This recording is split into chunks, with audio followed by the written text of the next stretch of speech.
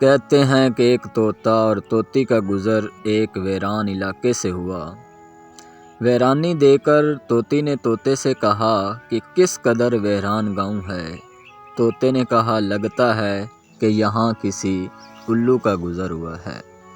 جس وقت طوطا اور طوطی باتیں کر رہے تھے عین اسی وقت ایک الو بھی وہاں سے گزر رہا تھا۔ اس نے طوطے کی بات سنی اور وہاں رک کر ان سے مخاطب ہو کر بولا، تم لوگ اس گاؤں میں مسافر لگتے ہو، آج رات تم لوگ میرے مہمان بن جاؤ، میرے ساتھ کھانا کھاؤ۔ الو کی محبت بری دعوت سے طوطے کا جوڑا انکار نہ کر سکا اور انہوں نے الو کی دعوت قبول کر لی۔ کھانا کھا کر جب انہوں نے رخصت ہونے کی اجازت چاہی تو الو نے طوطی کا ہاتھ پکڑ لیا اور کہا تم کہاں جا رہی ہو؟ طوطی پریشان ہو کر بولی، یہ بھی کوئی پوچھنے والی بات ہے، میں اپنے خاوند کے ساتھ واپس جا رہی ہوں۔ الو یہ سن کر ہنسا اور کہا، یہ تم کیا کہہ رہی ہو؟ تم تو میری بیوی ہو۔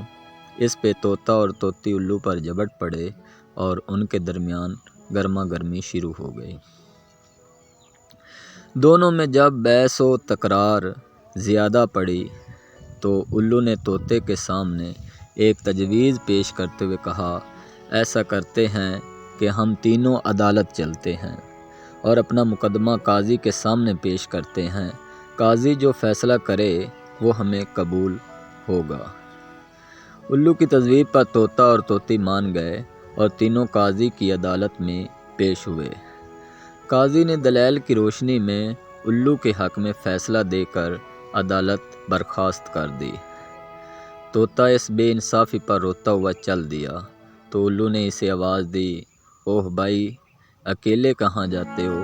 اپنی بیوی کو تو ساتھ لیتے جاؤ۔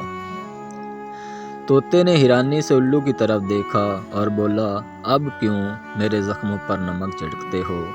یہ اب میری بیوی کہاں ہے؟ عدالت نے تو اسے تمہاری بیوی قرار دے دیا ہے۔ الو نے طوطے کی بات سن کر نرمی سے کہا، نہیں دوست، طوطی میری نہیں تمہاری ہی بیوی ہے۔ میں تمہیں صرف یہ بتانا چاہتا تھا کہ بستیاں الو ویران نہیں کرتے، بستیاں تب ویران ہوتی ہیں جب وہاں سے انصاف اٹھ جاتا ہے۔